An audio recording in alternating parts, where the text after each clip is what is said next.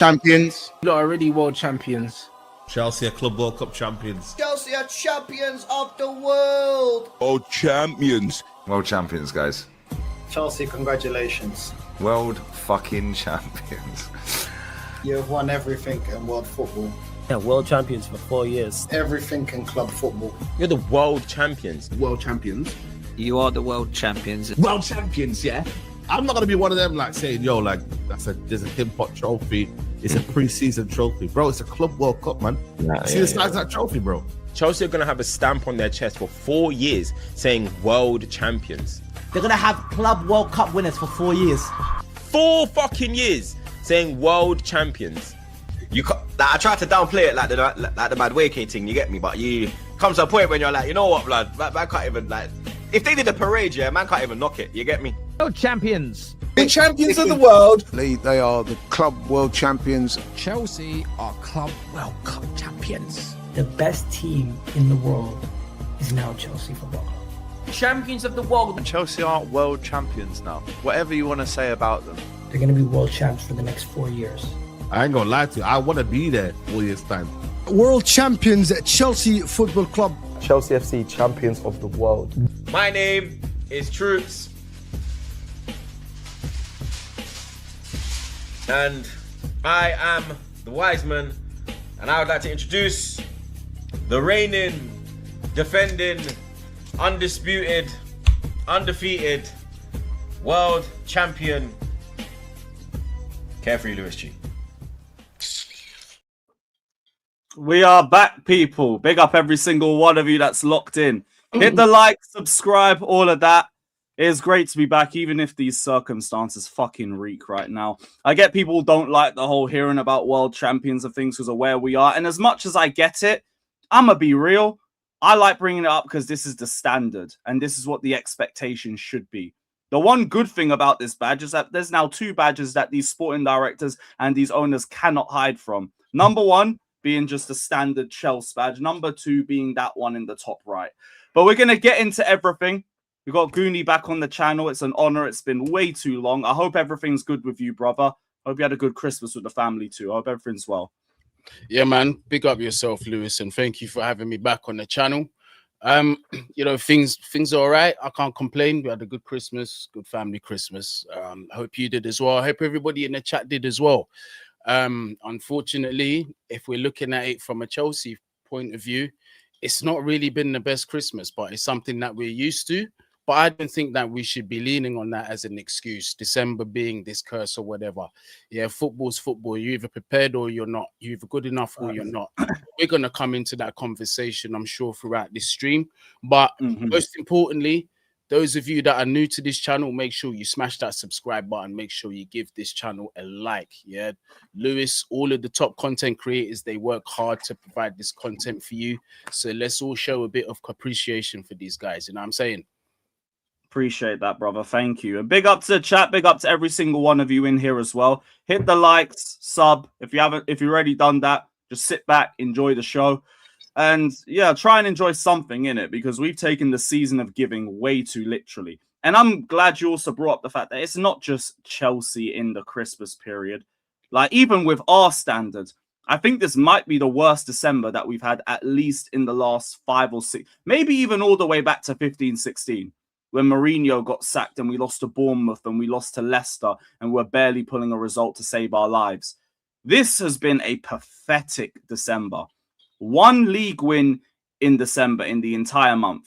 Good performance, but that's not really the point. The point is that we have just fell off a fucking cliff. And like, I get people have told me that I brought up the title contenders and everything. I'll put my hands up and say as much as I thought we could go the distance, wrong. I got that horribly wrong. And you know, every single week since that Arsenal draw has just been a fucking slapping. But where do we look at first off with all this? Because there's a percentage that want to look at Maresca specifically. There's a percentage that wants to look at the sporting directors specifically and the owners. There's a section that's looking at the players. It is all free. People know how much of a Maresca defender I am. He's made too many mistakes in too many games, and I get why he's being put under the spotlight like everybody else. But I mean, my thing is the root cause of all these problems is constantly going to be recruitment. We go into every single game, and every game that we question, we seem to either be questioning the centre backs or the wingers. The wingers that we spent a ton of money on and have got no upgrades, or the centre backs that Maresca demanded improvements for that we didn't go and improve. But where do you feel about just this run in general? I feel I will know where to start from that. Well, actually, I want to kind of go a bit further back to something that you said, and it was just back to touching on the conversation about December form and Chelsea Football Club. And back when you said, you know, they let go of Jose Mourinho during that time. Now, here's the thing. While the football wasn't great during that period, and the football certainly isn't great now, there's a contrast there that we've ignored. And that contrast is when you look at the ability of that squad compared to the ability of this squad, it's night and day. Because even though we've had moments under that time where we finished 10th or we finished in positions perhaps where we shouldn't have, we can look at this squad and players and say, you know what? At the end of the day, we've got the ability, we've got the talent in this squad, and we've got the experience to be able to knock our heads together and get this right and turn it round. And in occasions that we did, that season we finished 10th. The following season, what did we go on and do? We went on to win the Premier League. That's what's called mental fortitude and experience, my friend. And obviously, Antonio Conte coming into the club, he was a big thing. Good manager, very, very good manager. I rate him. But without those things that were already in place, that would have never happened. Fast forward to today, when you look at those characteristics that we once had amongst that squad back then, and those squads back then, a lot of those things are non-existent. Leadership on the pitch is not that great. As good as Reece James is, and as good as he does lead by experience, and his vocality is becoming that bit more and more, it's not enough to just have him as the sole leader in this team. You know what I mean? Because back then, again, we're going to go back. Yeah. Back then, when you look at our squad, nearly every single position, every player for their national team was near enough either captain or vice captain. The mentality up there had to be correct. Reece James is the only one that is fit for that position. And the thing is when he was given that position, he wasn't even ready for it. He was forced to grow into that position. So there's no leadership from that respect. You know what I mean? And that is done by design. That can't be blamed on the manager. The blame is here. Again, it's recruitment. But further than that, it's those that set the policy for the recruitment that are allowing this to happen. The best owners in football, exactly. The best owners in football, and I've said this many times, even when I had my channel open, the best owners in football, Roman Abramovich, the Sheikh over there at Man City, the Qataris over there at PSG, and so on and so forth. When they come into a football club, they understand their role is to do one thing and one thing only, is to finance this club and to take it in the trajectory that it's supposed to go, which is to win. So how are they going to do that? Not by interfering with the club and thinking that they've got the expertise to make it happen themselves. They go and get the best people in football to make this happen. Hence what Roman did when he went up to Manchester and he got Peter Kenyon down to London and he took his black book with him, signed all those players. The start of a great dynasty happened there. PSG, they've just gone and got Luis Campos, right? Revamped the whole thing, done the youth set up the correct way. Look at what they've yielded in terms of results. Manchester City, the guy they took from Barcelona that worked with Pep Guardiola, look how that turned out for them. They went and got untold success. So there's no excuse. There's more vindication for their failure because the blueprint has been there. They're saying what's not broken doesn't need to be fixed. That's it, an example. So this is why I'm going back in conversation before we get into what's transpired in December. Because like you said, I fully agree. The issue is not 100% with the manager, although he doesn't help himself. Yeah. The bottom line is the quality of this squad and the quality of the recruitment is not designed. It is not strong enough to sustain any kind of Premier League or serious title challenge anywhere. And I've been saying this for years. It's going to only be a full circle of frustration. And the full circle is going to be this. Purple patch form. We're going to play some good games. We're going to get into the top 4. We might scrape a domestic trophy. Bad form comes in. We're going to fall out of top 4. Might not finish in top 4. Sell bad players. buy players that are not quite an upgrade to what we've just sold, and then we're going to repeat the cycle over and over and over again. The last time we won a Premier League title was when? 2015? 2017. Or 2016, 2017, sorry. Right? Same narrative anyway. It's a year difference. We're going, this is 10 years without a Premier League title. And in those 10 years, this is 4 years of Blueco being in charge. And can you honestly tell me with Chest, within these 4 years, they haven't had the opportunity to build a squad that can compete on all fronts? This summer was meant to be that. I remember we used to always have these conversations. I'd say, when we get to top 4, we're going to know how serious these men are. Because I know a lot, I've seen the narrative that winning the World Cup was a curse. No, you know what I think it was? It was getting top 4. That was the real curse. That's where they started to believe that everything that they're doing is working on track and progressing at their right rate. The Club World Cup, that's just the icing on the top of the cake because no one expected us to do that. But that isn't what had them get their vindication. It was us getting into the top 4. We remember all the briefings that we got going into May. We need to get into the top 4 to get premium level players. We need to get into the top 4 to have the money to get those sorts of players, to increase wages. And look at the window that we dropped afterwards. You see, after that, right there, I wanted to stop at that point, this specific point. Once we got top 4, right, we got Champions League football and it was confirmed. When that transfer window was closed, with the signings that we made, did we look like we were going into the Champions League or did we look like we were getting prepared for the Europa League? Europa. Same window if we got Europa. And therein lies the problem. Exactly. Yep. That's where we learned it from them. Even like you see some of the decisions that we make right now, it's like an admittance that they fucked up. That inquiry for Semenyo, to just hope you could get him at a perfect sort of rate for you. That's already admittance that you know your left backs, your left wingers that you bought were shit, but you wanted to go with your little pet project. I've been saying this on all the streams I can over the last couple days. This project is meant to be about getting these players before the rest of the big teams in the league want them. We all knew how good Semenyo was coming out at the end of last season. It would have made a lot more sense to go for him than to go for a Garnacho or a Gittins. You would have had more support for that. You went and got 2 inexperienced players instead, and now he's going to Man City for 200k a week. Well, here's the thing, and I'm going to even push you further than that. We should have never even been in or considering any of these players to begin with, because if Clearlake had gone with what they had said when they took over the club, there's a particular profile that they were looking for below a certain wage packet if we had not got Champions League football.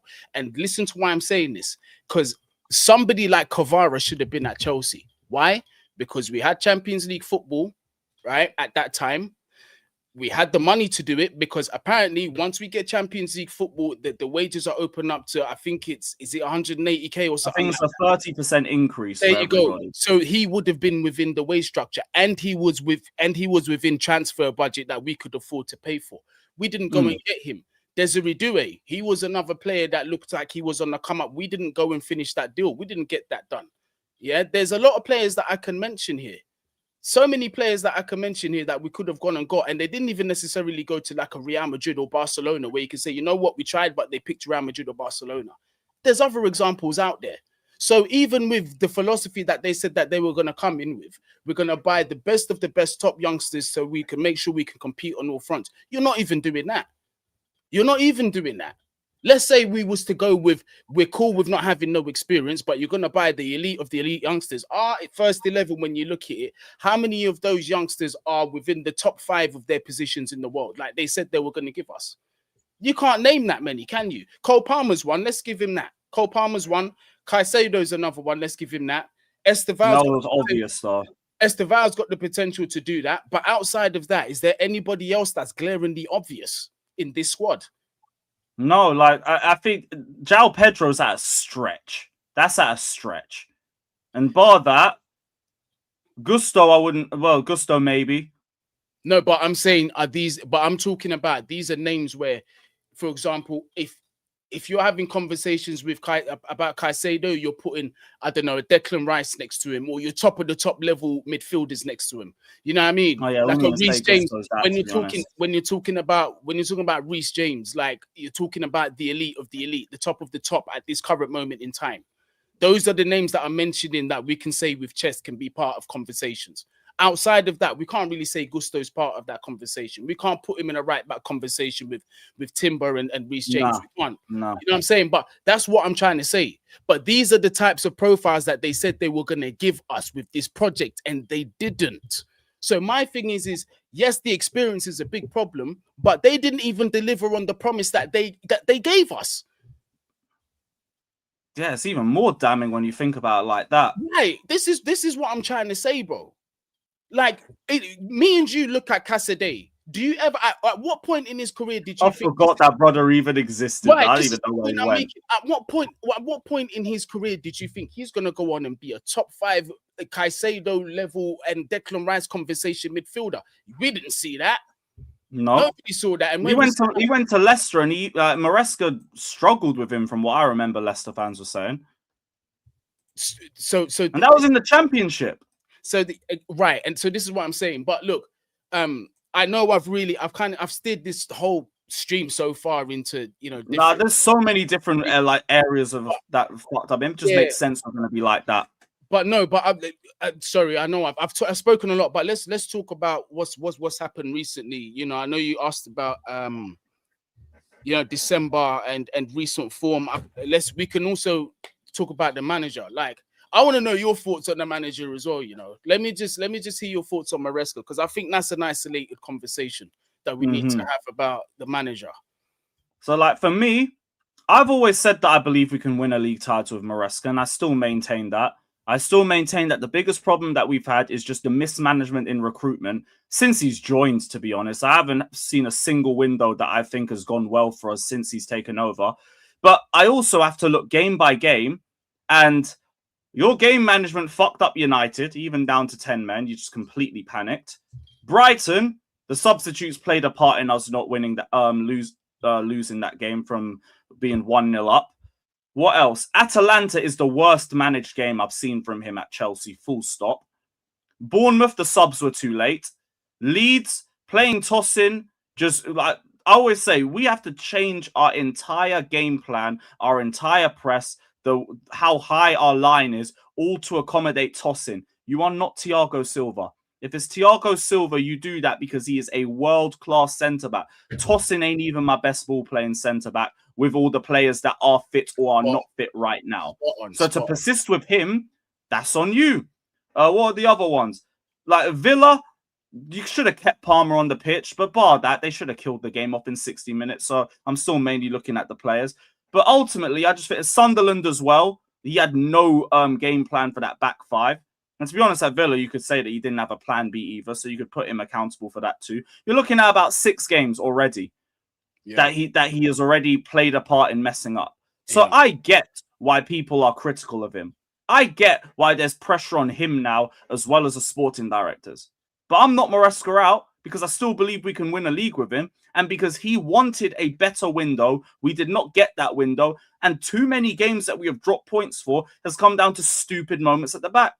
Like they said, internal solutions. There's Badiashile as the internal solution, giving the ball away for the first goal against Villa. There's Tosin just being a straight net negative whenever he's on the pitch. And these are the ball-playing centre-backs that they told us were the internal solutions. And most of our problems come at the back. And then you look at the attack, there's barely an upgrade. João Pedro, calm. I don't like his form's been a bit iffy so far, but I know there's quality there, so fine. Delap is a straight downgrade on Nicholas Jackson. He looks like everything I cuss Victor Gyökeres out for. The left-hand side, it's just mid v mid v mid v mid. Like, it's all just a mess. And with that all in mind, I can't look at the manager squarely like I did under Pochettino. You're right. Because in spite of that, we've been surprisingly good defensively. Chalobah and Fofana have kept like 7-8 clean sheets already.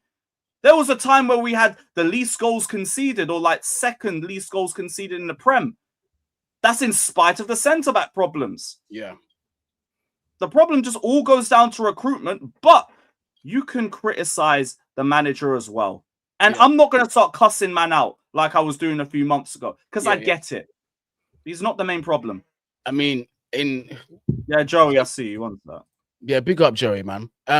So for me, in isolation, when we're talking about Maresca, obviously you do have to caveat a few things. And one of the elephant in the room in this is, again, it's recruitment, because a manager is really bottlenecked by what the recruitment is at the club.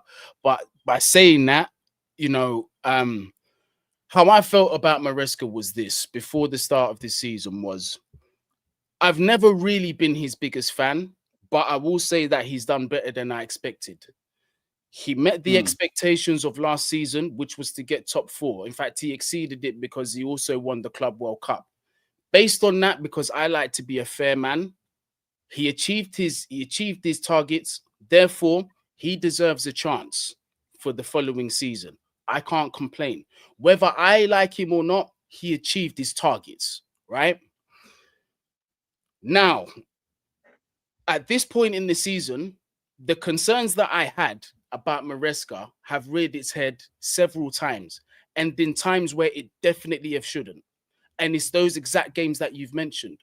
His tactical naivety and his decision to just overthink things, his just ability to overthink things sometimes have cost us points.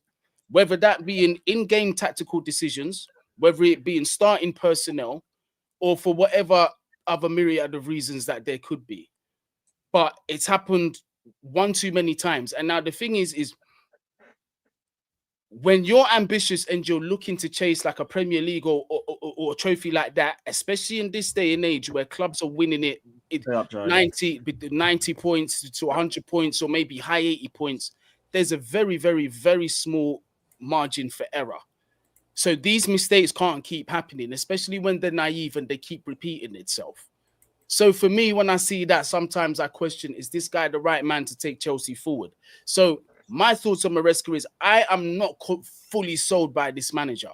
But at the same time, I'm going to say this. Chelsea have failed Maresca more than Maresca has failed Chelsea. That is without a shadow of a doubt. I would definitely say that. So by saying that as well, whatever manager that I feel becomes suitable, who is available for Chelsea Football Club, I understand that although their ability might be a lot better than Maresca or whatever, they are still shackled by the same system that Maresca, Pochettino, and the ones previous before had to work under. And it's now showing itself because out of the several managers that we've had, say what you want about the managers, but it's been clearly shown that this ownership are in full control and they have more control than what they should. And they need to relinquish that control and they need to find somebody, whether it's a manager, coach, whatever they want to call them, where they can actually come together and, you know, share ideas and work together. But they have to work it within a system that's going to work where once this manager's gone, the next manager that comes in, it suits this style of football for the team. It can be done. Manchester City have been doing it for years. We were doing it previously before Manchester City. In fact, they copied our blueprint, if we're being honest. So it's just going back to those, so it's going back to those things. So Maresca, for me, not fully convinced by him. I'm not going to lie to you. But I understand a lot of it is to do with the shackles that are on his wrist. I couldn't really say anything more, really. Like, first and foremost, I want to make sure I say this every time I'm on channel with you. You two are the reason I'm on YouTube. So, like, make sure that is like the always brought up. You're the reason I actually got my chance on YouTube, Guni. So can you at least wait till I take a sip of my drink, bro? Yeah, you know, I had to do it while you were drinking. I know that. So the first thing is, my first thing with this is like, I think the biggest problem that I have is like, I don't actually have a problem with getting rid of Maresca. Like, I like Maresca as a coach. I think that there are coaches that we could get that could provide us a different style of play, a quicker style of play, and a more, let's just say, watchable style of play, for the sake of our conversation. So like I think that is 100% the case. But also I don't have faith in anybody above him to make that decision. Like that's kind of my biggest problem with losing him, in my opinion, is I don't have faith that the people above him will make the right decision to get the right coach. Like it feels like we're gonna just keep going, taking steps backwards to try to take steps forwards, and that's not how this works at a top club. It's just not. Like you can take your chances with some coaches, but you can't keep going backwards to try to get like the rough diamond in the rough coach. Like that doesn't happen. You have to let them do that somewhere else. Like Joey, they're doing that in all areas of the football aspect. So I totally agree, bro. I totally agree. This is where we're meant to move past that. Guni, you've probably been like, you're probably not as loud as me because you're not on YouTube anymore as much anymore. But like, bro, it's been 2 years that I've been sitting on this specific channel telling people that they've been incompetent. Yeah. Like 2 years straight, I've been telling people that they've been incompetent. 2 years straight on this specific channel. I've been coming on and telling people this. So like, to me, this is just like until those two guys either pack it up and leave or lose their jobs, as in lose their position, and they get dropped down to scouts or whatever the fuck they want to be. Like this isn't going to change because those two people have the Brighton mindset. Look at where Brighton. Look where it got Brighton. Even with more money, look where it's going to get us. It's not the crazy thing is, the crazy thing is for those two guys.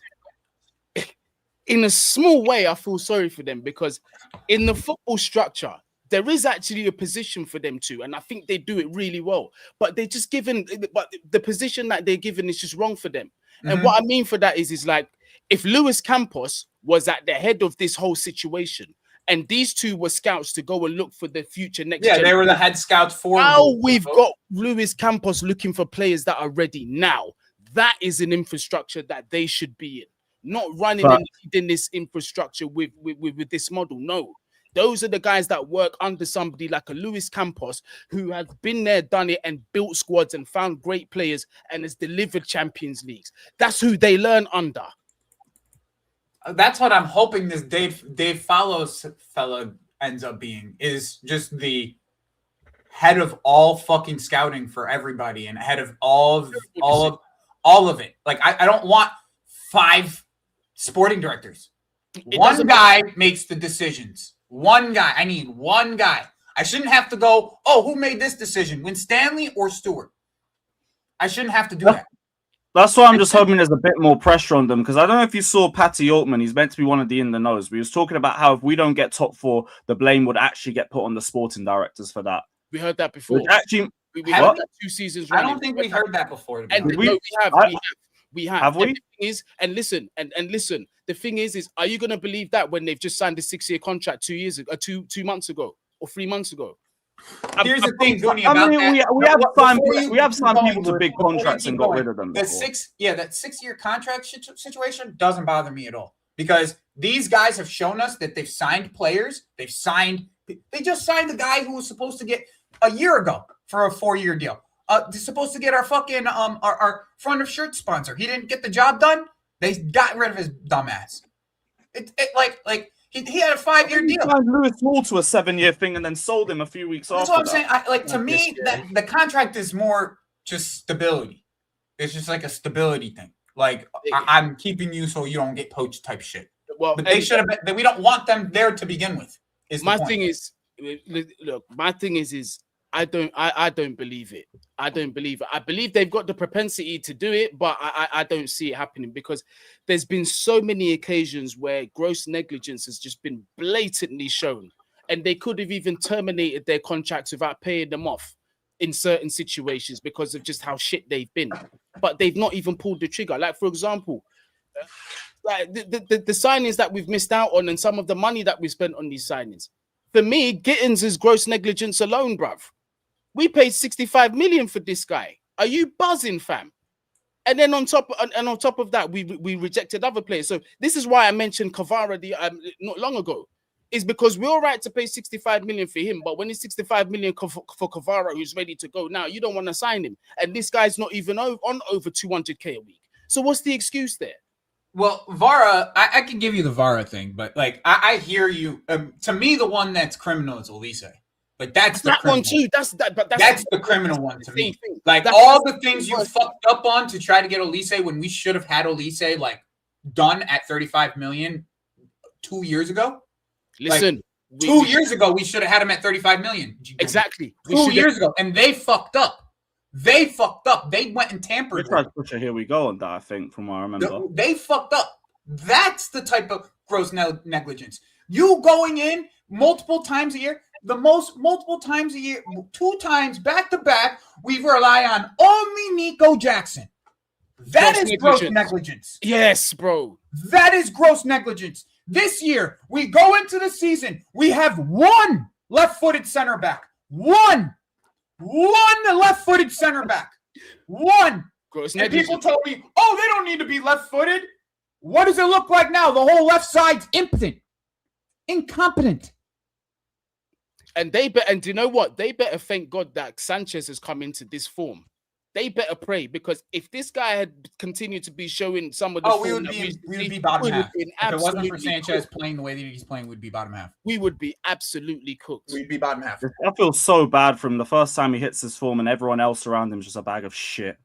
We'd be bottom half if it wasn't for Sanchez right now. That's the truth. That's just the fucking truth. Yeah, it's true. It's true. But where do we go from here, lads? Because our first game of 2026 is at the Etihad away, and we're not going to have Cucurella for this game potentially. Mate. It's looking for. We don't even, I think Hato's still injured again. Yeah. But even if he was fit, how he would wouldn't play him?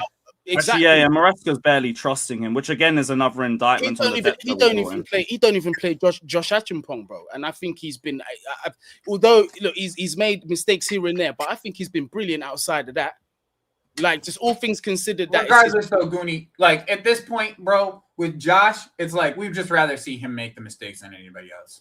Bro. Like, let Josh make the mistakes. Bro. No, but even make the mistakes, bro. I don't want to see fucking. I don't want to see Tosin ever again in blue. I just don't want to see him in blue ever again.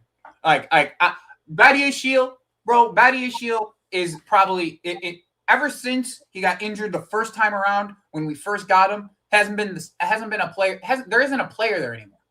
He came back and he's just been a pussy ever since. Like again, Liverpool, I thought like, all right, cool. Like maybe I'm seeing the one I saw when he first joined, and then he come back from injury and he's just been a bitch with his passing, refusing to progress and giving away stupid passes that lead to goals getting conceded. I'm gonna tell you this, Lewis, and it might be a bit controversial to people, but I promise you, had Chalobah and Badiashile had stayed with the structure where Thiago Silva and a couple of decent centre-backs were still at the club, they'd be better players than they are now. I promise you. I guarantee. Maybe. Because look at the time when your favourite centre-back, for example, Andreas Christensen, look at his development path, right? I said this on Don's channel yesterday. Imagine being a 17, 18-year-old, you're making your debut for Chelsea Football Club, right? You're about to get on the pitch. You're a centre-back, bear in mind. When you stand on that line, you're nervous. But then you look at that back line and the player that's running off, right, is a top-level player. You're going to replace him. And the man that you're standing next to is John Terry. The other guy that's on the other side is an Ashley Cole. The other guy that's in front of you is a Matt or whatever it may be. So you're now going into games knowing I've got the education from the best centre-backs in world football.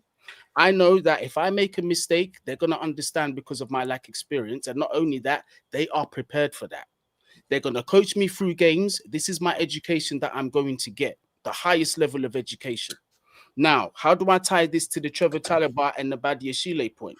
Because Trevor and Badiashile once had this infrastructure. And when they did have this infrastructure, they were better players and performing better than they were now.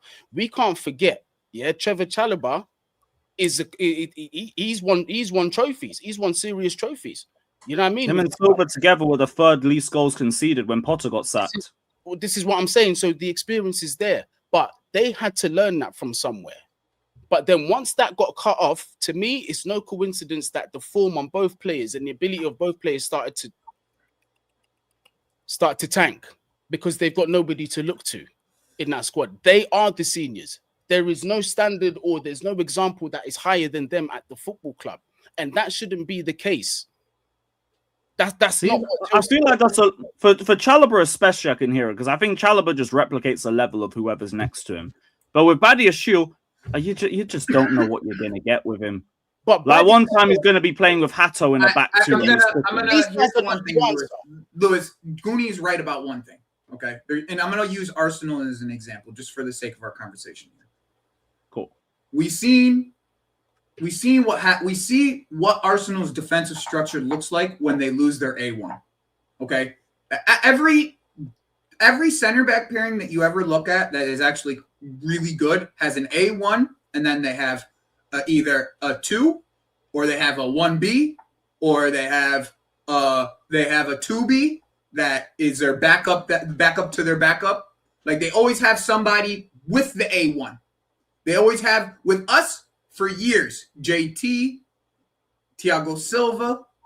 With them, it's Gabriel. Look what the type of drop-off they have with Gabriel. Okay, Gabriel, they have great defensive structure, but even within that defensive structure, you see that they have problems when Gabriel's not out there. We don't have that at all in this team. At all. And Levi Colwell was just starting to show that he could even be an A-level fucking center back. Like, he was just starting to show that he could be a 1A type of center back, potentially. And that's the thing, potentially. The entire time when we sat here, right, we wondered, if Levi ever got injured, who the fuck is going to play that position? Levi got injured. And now it's every one of our center backs have played that position. Every one of them. Josh, Badiashile, Hato, Chalobah, Tosin, every one of them. It's that simple. We don't have an A1. We don't have a guy who can command the back line. When you're playing in the back line, bro, and you don't have one center back yelling at you in your ear as a fullback, hey, move up, press that man. The voice of that center back is the most important part. That's what I'm saying. The voice, the communication. Can I add on to your example? Sure. Right. So we're all around the same age group, but some might be a bit younger. I want you guys to think of the Champions League semi-final, Manchester United against Barcelona. Look back at that Wes Brown performance. Yeah.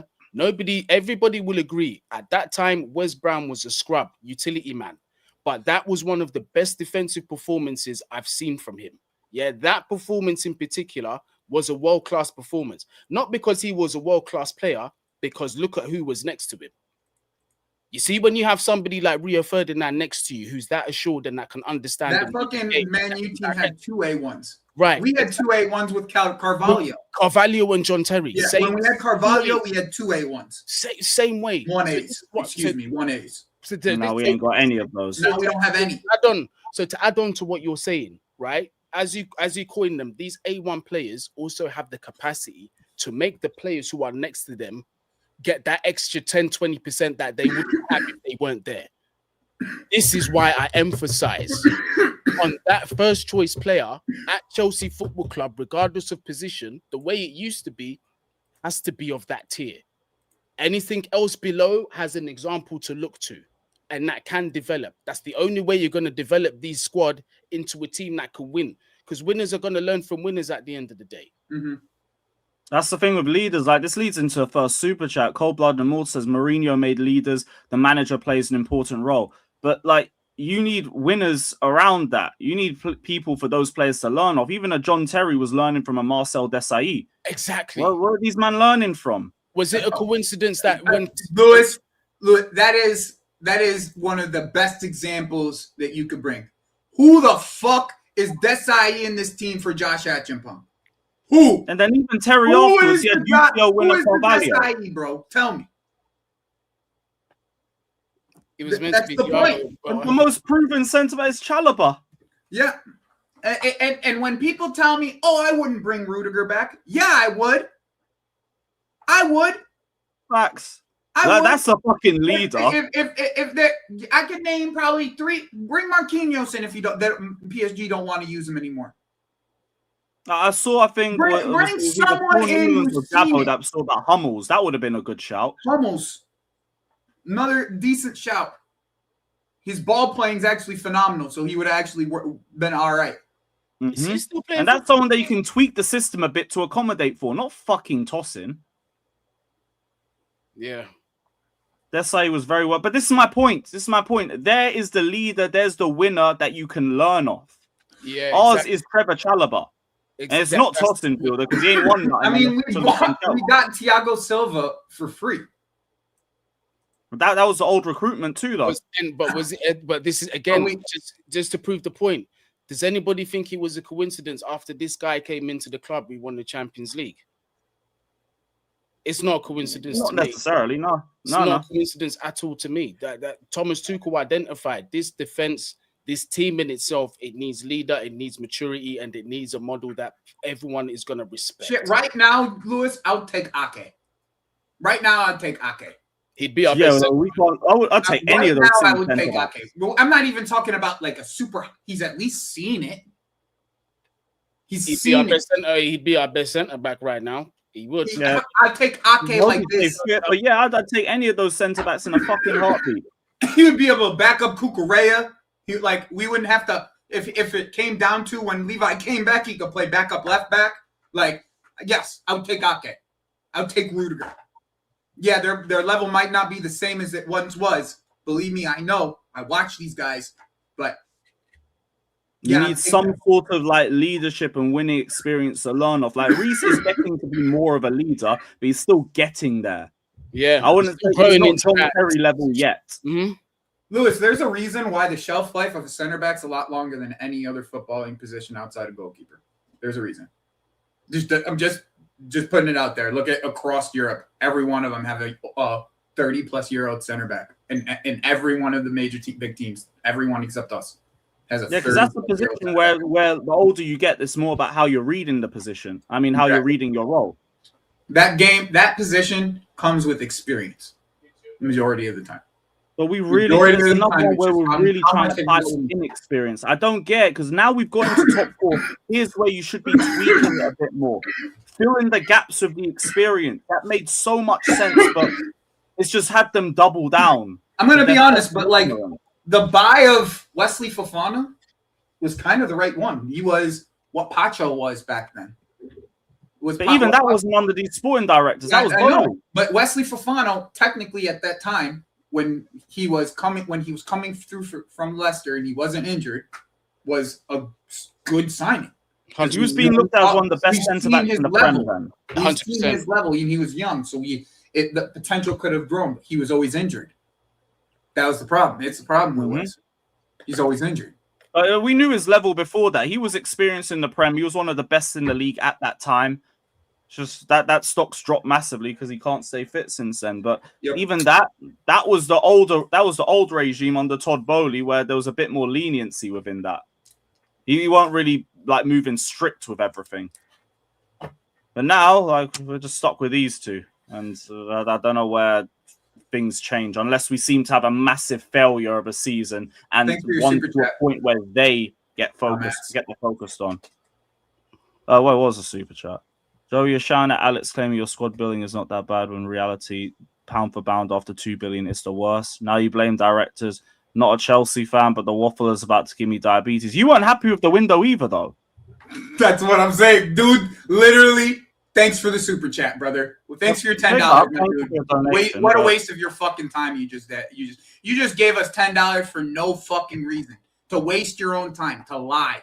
That's what you maybe we disagreed on like the level, but we were all annoyed with that window coming out of it. My window was a 4. This window was a. Then you were like me then. A 4. But I've been complaining about these sporting directors. I created my channel to bitch about the sporting directors. The whole reason I made my channel was to bitch about the sporting directors. So don't give me this shit. Give me another $10 if you want us to read what you have to say, you dumbass. Like, no, there wasn't nothing to that. But thank you for the donation anyway. Like for me, I get it as well because I was talking about how I felt Chelsea could maintain themselves in a title race, but clearly that was a pipe dream. And also, Maresca's fucked up too many games as well, which has played a part in that. That's why I'm saying Jonathan Tah was available for free this summer, by the way. Yo, Hincapié option, loan with an option to buy. There. Lewis, I was screaming for it all summer. Mm-hmm. I was screaming for it. Fucking insane. I was screaming for Hincapié all summer, and we went and got hot tub. And they're playing FM, bro. I said it all season. I said it all year. These sporting directors, they don't scout. They sit on FM Manager every day, and they redo the year over and over and over again until they feel like they got it right. They somehow downgraded our left side, and even more impressively, they downgraded our strike force, bro. That for me, I remember how much you were against Jackson as well. It's dark. It's so dark. Never in my life thought I would see anybody or anything worse than Nicholas Jackson at Chelsea Football Club as our number 9. But boy, oh boy, this lap geezer, yeah. And Joe Pedro hasn't I been. had way more faith in him in this, though. I'm not gonna lie. This is one I totally got wrong. But like, I thought he would be better than this. I didn't think he would be like world beating status, but I just thought he would be way better than this. Yeah, this is just to me. This is. Do you know when it got dark for me, Joey? Yeah, is when Jadon Sancho came on the pitch at Stamford Bridge wearing Aston Villa colours, and it occurred to me we didn't even upgrade on Jadon Sancho. Nope. We don't have on that left hand side. Nope. You call it a mid-off at max, but I ain't going to call an upgrade over there yet. How dark that moment was for me. I was laughing. I was thinking, Villa bringing on Jadon Sancho. And then I said, wait a minute. But who on that left side is better than Jadon Sancho at Chelsea? Boy, it's dark. I won't lie, it's dark. And left side, no one. This window, this is not even a 4. It's a fucking 2. Surfer was correct. It's a fucking 2. And like, that's only for João Pedro. So like, Neto hasn't played well in the last few games. I'm not gonna get it twisted. But when he does, like, it's not like he doesn't have games where he doesn't play well either. So it's like, but with these other two, it's like the bar is just like there's no expectation for him. So anything they do is just like, all right. And then the manager has this thing where it's a good idea to have both Neto and Garnacho on the pitch at the same time. Bro, who's his options? Who's his options, bro? That's the thing. Esteval's only just come out of an injury, and Gitten's like it's like it's like everyone wants to give Esteval the keys, and I was right there with them. And then Lewis showed me this picture of Esteval playing like 100+ fucking games this year. Like, at what point it's like what am I supposed to say? You know what I'm saying? Like, I can't even say anything to that. Like, I would have said, just give him the keys. Fuck it. They gave him all the keys. They struggled. No, we bought Esteval last summer. But dude played nearly 100 games. Bro, that pairing, it makes me sick. It's so anti-football for me. It just makes me sick. Just like, even as a thought about the worst dribblers in the league last season. No surprises, bruv. It won't surprise me if both of those names were there. There you are. I know. You see, I'm not even surprised. In a system that demands you to be good at dribbling. Yep. Meanwhile, Semenyo, who's one of the highest dribblers last season, 75k a week, You know who Semenyo's going to be replaced with, by the way? I found out today. Who? And Guni, you're going to actually be mad about this. Fatawu. They're going to buy Fatawu. Replacement. They're going to buy Fatawu first. After they sell Semenyo, they're buying Fatawu from Leicester. He's a good player as well. Fucking hell.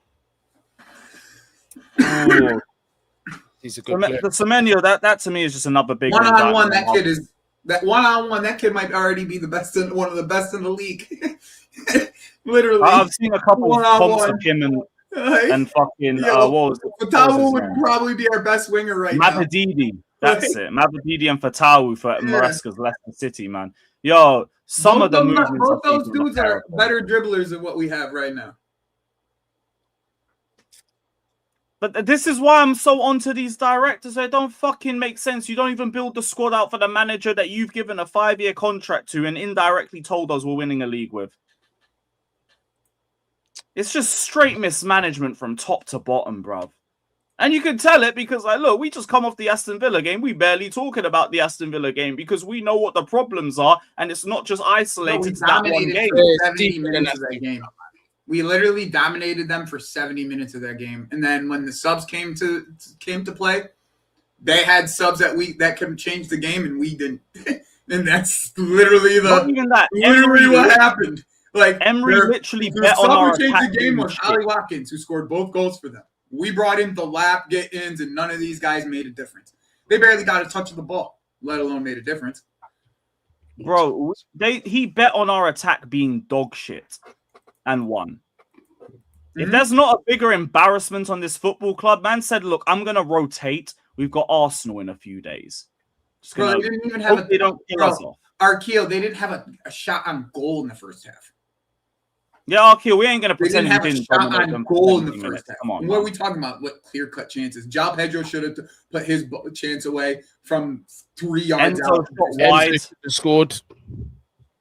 Like, Fucking Enzo could've Garnacho shot wide. Enzo could have scored from top of the box. He had nobody in front of him. He puts it wide. Palmer had a Like- great chance in the first minute Don't know why he from a decides to Caicedo pass. Caicedo was playmaking like a motherfucker that game. Palmer decides to go the outside of his foot from that angle for some stupid reason. First minute of the game, yeah. Didn't understand that. That's your instep every single time. Why would you hit that with the outside of your foot? And you're on your left foot as well, man. Yeah, and you're on the stronger Come on, foot. Cole, man. I love you, but bruv, use your brain sometimes, man. He was not good yesterday. No. I mean, he was I not wasn't good in saying that game. keep him because of his form. It was more because it's Palmer. It's 3rd v 4th. He can make something out of Like, nothing. no, I mean, like, you keep him on because he's Cole, right? Yeah. You That's keep it. him on because he's Cole, but he's a you maverick. were gonna, and now you're probably not gonna start him against Bournemouth. So, like, why do you take him off again? And you told us that he was gonna be able to play. Exactly. This is why 90 minutes. Maresca's got to take some accountability for Villa too, because I didn't Yeah, get like- that. Everything else was fine. Once again, Lewis, like, I'm totally okay if you want to sack this dude, All right. but it must be him and more that must leave at the same time. Like, if you're gonna sack Maresca, the sporting directors that got this guy and built the team for him must go as well. Lads, I've got to run. I've got to make lunch. Guni, it's been great to have you on, brother. Bless Yeah. up, man. Yeah, man. Big See up you in a everyone few in the weeks. chat. Joey, big up yourself. Lewis, Big up, my brother. Be on again. Hopefully I can be on soon, bro. It's good conversation. Absolutely, bro. We're definitely going to rerun this. I'll see you in a couple weeks anyway, bro. All right, man. Take care Yeah, and man. enjoy the new year. God bless, man. You too. Big up to Guni, man. Great to have him back on the show. Sorry, Joey, what were you saying? I just lost a train of thought. No, I don't even remember what I was saying either. No, it's all good, man. It's all good. No, it was Maresca. That was it. Yeah, That's like, one of the only if we reasons wanna I'd lose be Maresca, okay with bro, if we want to get rid of Maresca, bro, like, so be it, bro. On a real note, so be I it. do not believe they're bringing me somebody better. They cannot need to believe it. leave with him. They built the team. They got him. This is the second manager they brought, and they've had 3 seasons to build this team, and it hasn't gotten any better since the first season. It's time to go. Facts. It's time to fucking go. Like, you can get rid of everybody, in my opinion. Get rid of everybody. Like, I don't want to see none of these dudes at all. And Jabba, I hear this, but I don't want it to get to that point where you're just waiting for the next manager to fail. Because look, how far back do we have to go before this actually That's falls exactly at their it. feet? That's exactly it. We're at year 4. Even without winning the World Cup, I would have said this season should be about contending for the league. You are in season 4. You've spent nearly 2 billion. How are we still looking at questioning whether we'll even be in the champs next season? That makes no sense. Because they're sitting here playing dice with our fucking football team, bro. Oh, I just don't get out. Like, as much as I supported the get inside. I know, Jabbo. I know you're bringing up what you think is the most realistic. I'm annoyed at it having to get to that point, not at you. Just want to be clear on that. I just hate that would even get if it even gets to that point, because then that's us going through year 4, year 5, and then going into year 6. Like, that cannot be the case with this football club, because now you're then looking at 10 years without a league title. And you got to question whether we're winning cups on top. I don't mind us winning cups and like just only doing that. I want us to be in contention for the league too, but football's about winning. Win. As long as you win, I don't care. Win. But this window's been garbage again. The squad looks like it's been downgraded. Maresca's overthinking as a result of it. It's just fucking everything up. Like, Karan, we ain't become Arsenal because we're winning trophies still. But, like, right now, they are taking the fucking piss out of us. That's what it is. You ain't got to compare it to fucking Wenger's Arsenal and that. Shout out to Assad saying Amorim and Slot have changed tactics. Enzo's the same shit. No, like, I think it's all just in the name of fitness. But we're kind of doing it to a crazy level. But even that comes down to the fact that whenever we do rotate, we downgrade. I'd like to ask him a question. Good enough. I'd like to ask him a question. Assad, because, like, you said they changed tactics, right? Amorim went to a back 4 from a back 3 is what you're talking, but Slot really hasn't changed much. What would you like Maresca to change? That's the thing. I know the one thing they'll say is like overlapping fullbacks, and in certain games I wouldn't mind that, but let's not pretend that's just going to be bread and butter leading to 3 points every game. Lewis. Cucurella overlapped Garnacho the entire game yesterday. Well, I've even seen it with Sancho when he was here last season. It's just a narrative. The entire game he overlapped him. The entire it's a narrative. Like, it's you go. There you go. I told you. Overlapping fullbacks. But yesterday against Villa, Cucurella overlapped Garnacho the entire game. And then entire game. It's a narrative to act like we're not getting the best for our wingers. Our wingers are horrible dribblers in a system that needs you to be good at dribbling. We just brought the chart up. 2 out of the 3 worst dribblers with 30+ attempts, we start every week on our wings. We bought them. Overlapping a fullback ain't going to change that. It's not going to stop them slowing down whenever they here's get the problem with that, right? Like, you want to overlap the fullback, but you want Reece James to stay healthy. But you don't want Gusto to start. But you don't want Reece James to play in the midfield. Do you see how that kind of problem, like, everything goes back to you don't want this. So Reece James has to start at fullback, whip crosses in, get injured, and then we go back to the cycle that we were in before this. With Poch, pretty much, because it's pretty much the same team with worse players. We overlapped the fullbacks in the Villa game, guys. I don't know what you guys are asking. What more can you ask for? We overlapped the fullbacks in the Villa game. Again, you just overlap the fullbacks. That's not going to make these wingers any better. Yeah, and I've seen that video of Garnacho struggling to beat our trainers before the game. There's our dribblers that you want. Oh, let's overlap the fullbacks for. I don't even know if you've seen it, but I'm going to bring it up just because I saw it and I just felt personally offended by it. Fucking... let's overlap the fullbacks because it's going to save him. I told people that this is who we're buying, though. This is who we're buying. Brothers out here dying against fucking trainers in pre-match, and then you think he's going to be a Premier League right back after all of that. Cool, man. Even he ain't getting fooled by the step over. Say less, man. Yeah, big up, bruv. Big up to John Marston saying, big up, Lewis. What happened between you and Minerals? You seem to agree with the ownership and sporting directors. If you don't want to address it, calm. No, we just fell out because he didn't like my Mountain Habits takes. And then he was just crying about bring up that one that addressed me. The one before. Oh, this one.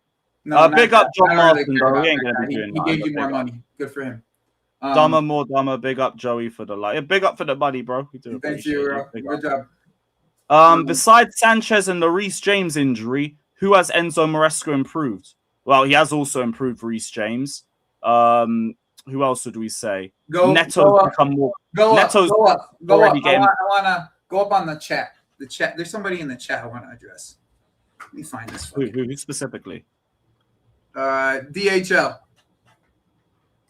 Sick and tired of defense people. I'm sick and tired of the defensive people. It's ridiculous. So Joey's basically arguing that everything Maresca is doing is perfect. When did I say that? We don't have any tactical. Turn James into a midfielder. He can play midfield now. That's an improvement in his all-round game. I don't know what we're doing. He's improved James. He's improved Cucurella. All right. So let me get this straight. Let me get this straight. We want to let Reece James go overlap again. Okay. So when we lose him again for an injury, you guys are all going to blame the manager for overplaying him? Like, is that like how do we deal with this? How do we actually have this conversation? Like truly, how do we have the conversation? Because it doesn't make sense. Like you guys want something, but you also can't live with the results of wanting what that is. You want Reece James to overlap, but you can't live with the results of if Reece James overlaps, we might lose him. We might not have him for 30 games a season. Like you want something, but you don't want the results that come with it. Because there's certain results of him maybe playing better, sure, but you don't also get the results of him maybe not playing 30 games a season. Like, you can't have it both ways, bro. You just can't. You can't have it both ways. You guys are it's actual nonsense. You can't. That's just where we are, man. It's just you can't have it both ways. All right, like I don't agree with a lot of the things the system does too. And I agree. I didn't agree with a lot of the things the system does too. But this year, we don't even have the players to be able to play the way that we want to play. He said it from the fucking beginning of the season. Mm-hmm. And like, look, you criticize him game by game, but again, there's a root cause to everything. 100%. What are the root cause? Because if we had a window that we all believed in, and we're here, I then guarantee we would be you putting all of it on 10 him. times the criticism. We're all going to be blaming him. But we all knew the window was garbage. And here we are, reaping the rewards of that. Obviously, see, Joey, are you happy with Reece James playing 30 games a season and finishing 6th?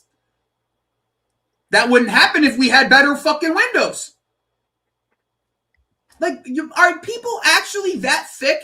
Like, I'm going to use the English term, thick. You guys are thick, truly thick. Like, are you actually that thick to not grasp the concept of what's going on here? Are you truly that thick? Like, yo, Maldini, facts, man. I don't even want to say it. I'm not even going to say it. I was going to say they haven't won since October. I'm not going to say it. I'm not going to say that. Just I fucking dare you lot tomorrow. We drew to them during that time. Yep. I dare you don't win. We're at fucking home. Always going to be Clear Lake out. No trust with these jokers. Fairs, I don't blame you. All the goodwill that they got in the summer, they just spat it back in everyone's faces. And again, for this question, Sanchez, thank you for saying that. Gusto, Caicedo, Cucurella, Neto, fucking who else have we got? None of the other fucking wingers. You already said Reece James. Enzo's a bit fucking iffy. But yeah, I think that's enough anyway. And also, I'm not going to say that he's ruined Palmer, because that's a narrative going around as well that I disagree with. He was just garbage all the way up until May this year.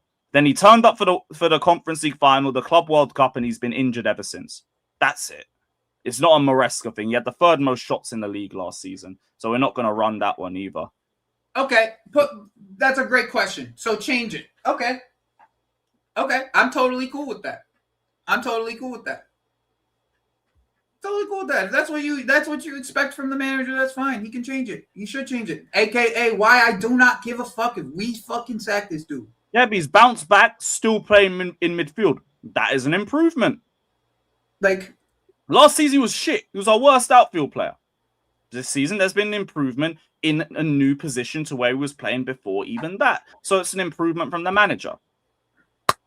That's it. As simple as that.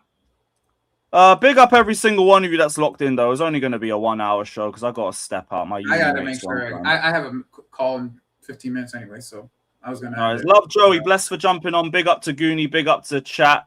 Who's live that we like? CB's still live. I'll send everyone over there. Everyone head over to CB. Spam World Champions Raid will be back tomorrow for the watch along. Up the